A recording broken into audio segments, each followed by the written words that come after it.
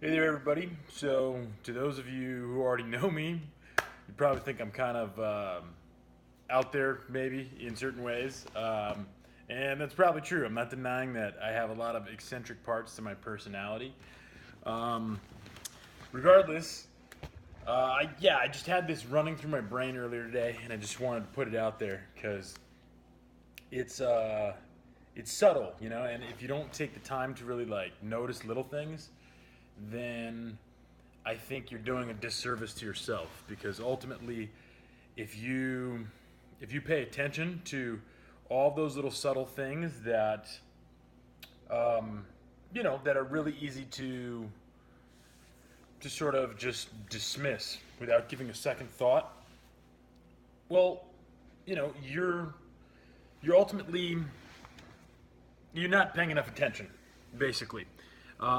Because if you take all of those things and put them together, they add up to you being able to essentially apply on a daily basis more efficient behavior that can get you better results in your life potentially. And it seems like in certain ways it's really easy, and in other ways it's really hard. And well, anyway, so some of the stuff I was thinking about is how, for me, Napoleon Hill was always the foundation, for um, essentially, I'd say, yeah, my belief system, in general, because that was the thing that really sort of turned me around in a lot of ways. It was the thing that made me realize I had more control over over my thought process than I realized previously. Um, I was in a pretty bad place at that time, when I discovered Napoleon Hill, that is. And to those of you who know who Napoleon Hill is, he's the guy. Well, to those of you who know who he is, then you know who he is. But to those of you who don't, rather, he's the guy who wrote Think and Grow Rich, which essentially is I'd say it's the foundation of the modern self-help type stuff, all that stuff, that industry. Tony Robbins, all these guys, all these people, Ty Lopez, all these people. It all stems from Napoleon Hill, Think and Grow Rich. It's all branching off of that, basically. Anyway, well, okay, so Napoleon Hill, he studied essentially 25,000 people, roughly. That was the number that he claimed. And he was essentially trying to discern between the characteristics of really successful people versus essentially everybody else, and whatever you want to call them. There's, you can use a politically correct term or not, whatever you're comfortable with. But anyway, there are definitely certain patterns that he noticed standing out, and well, so I just became really fascinated at that point myself with, well, what is it?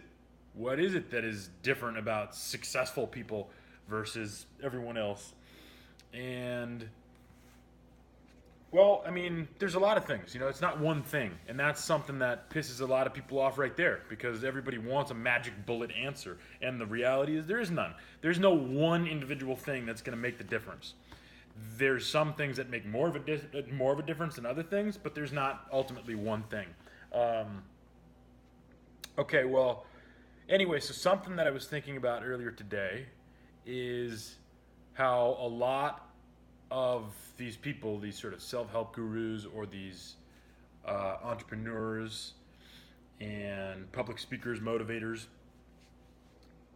well, they get they get tricky. Some of them, they get really tricky. Um, for instance, the way they dress, the way they talk, it's all little stuff, but it all adds up to something. And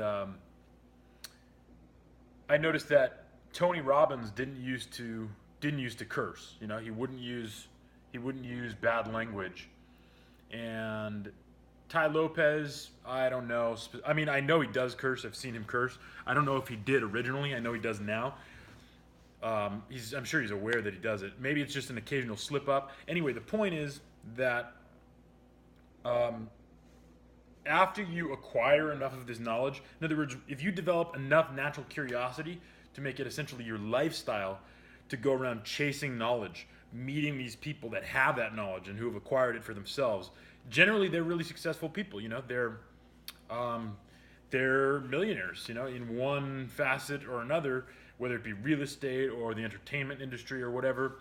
Yeah, they're millionaires, and so they know how to play both sides of the game. They know that, if you're in front of a camera, if you're on TV or whatever, you're not going to get away with cursing. You're going to cause a lot of waves for yourself, more than you really want to. And so they're really good at self-monitoring. They know how to keep an eye on their tongue and make sure that they don't do that. And some of these types of people, I've noticed, they do something similar in the way they dress. They'll try to manipulate your perception of their success level with the way they dress. They'll wear three-piece suits. In other words, they'll go out of their way to look more successful than they potentially are, because it's an easy way to get leverage on people, But it gets leverage over a certain type of people. That's one thing you have to think about. If you're wearing a suit all the time, yeah, it says something. But if you're not a dummy, it's saying that you're trying to control people's perceptions of you, But again, the thing is, it's only controlling certain types of people's perceptions of you. And I don't want to throw everybody under the bus here, but the fact is, the majority of people, well, they are pretty easily influenced, The amount of people there are out there who've taken the time to understand that a lot of that is just bullshit, versus the people who go, oh, this guy's wearing a suit, and yeah, totally, and he doesn't curse, and oh, so he's got his act together, and he says things that make sense, and so I should listen to this guy. I should take out my checkbook. This is the guy I need to spend my money on. Well, anyway, I was just thinking about this today, just be careful about who you listen to, and be careful who you follow, because the people you're paying attention to are dictating the way you will eventually think, and the way you eventually think is going to dictate the way you eventually behave, and the way you eventually behave is going to dictate the person that you ultimately become. So basically, be careful to give too much credit to people who essentially are just not cursing, or who are wearing fancy clothes. There's a big gap between people who can not curse and wear a nice suit and do something with confidence. There's a big gap between that and people who actually know what they're talking about, people who've read the books, met the people, gone to those places, done those things themselves. And anyway, so, okay, well, this video is probably already too long. It's at, 8 minutes now? So look, I'm just going to call it good on this video for the moment. But I think it's probably important for you to understand more about where I'm coming from in my past, so that you can get a better grip on my thought process. Everybody has their story, and ultimately, depending on how you look at it, your story matters or it doesn't. I'm the kind of person who, the way I see it, is that your story is just, it gets in your own way.